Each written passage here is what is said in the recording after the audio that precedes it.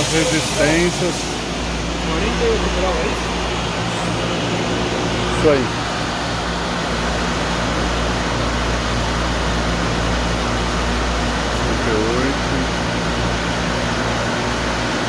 Diferencial do condensador, 40 graus quase.